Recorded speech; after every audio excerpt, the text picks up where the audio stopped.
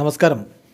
Raf talk ഫുട്ബോളിലേക്ക് അവർക്കും സ്വാഗതം. ഞാനും ക്രിസ്ത്യാനോ റൊണാൾഡോയും തമ്മിൽ യാതൊരുവിധ പ്രശ്നങ്ങളുമില്ല, ഒരു ഇഷ്യൂ ഉണ്ടായിട്ടില്ല. പക്ഷേ മാധ്യമങ്ങളാണത് പ്രചരിപ്പിച്ചത്. അങ്ങനെയല്ല സംഭവം. പറയുന്നത് ഗാരത്ത് ബെയിലാണ്, റയൽ മാഡ്രിഡിൻ്റെ സൂപ്പർ താരമായിരുന്ന ഗാരത്ത് ബെയിൽ.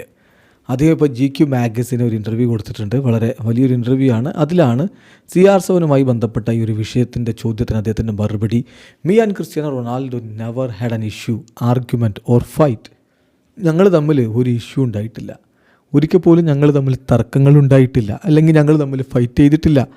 ഞങ്ങൾ യഥാർത്ഥത്തിൽ ഒരു തരത്തിലുള്ള പ്രശ്നവുമില്ലാതെ കളിച്ചു പോയ രണ്ട് സഹതാരങ്ങളാണ്.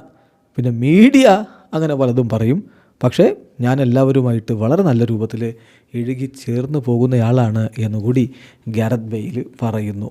ഏതായാലും ബെയിലിനെ സംബന്ധിച്ചിടത്തോളം നമുക്കറിയാം, റയലിൻ്റെ സുപ്രധാന താരമായിരുന്നു. BBC കരീം ബെൻസിമയും അതുപോലെ ബെയിലും ക്രിസ്ത്യാനോ റൊണാൾഡോയും ഒക്കെ ചേർന്ന ആ ഒരു ത്രയം.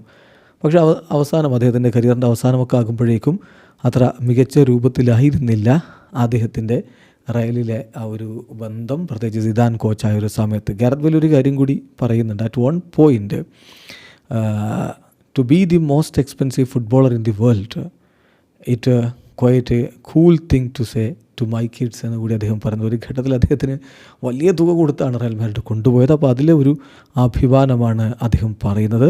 പിന്നെ അദ്ദേഹത്തിൻ്റെ ഏറ്റവും ഫേവററ്റ് ആയിട്ടുള്ള ഗോൾ ഏതാണെന്ന് കൂടി അദ്ദേഹം പറയുന്നുണ്ട്. അത് obviously the bicycle kick against Liverpool. Video അവസാനിക്കുന്ന ഫുട്ബോൾ ലോകത്തെ കൂടുതൽ വിശേഷങ്ങളുമായി റാഫ് ടോക്സ് എത്താം.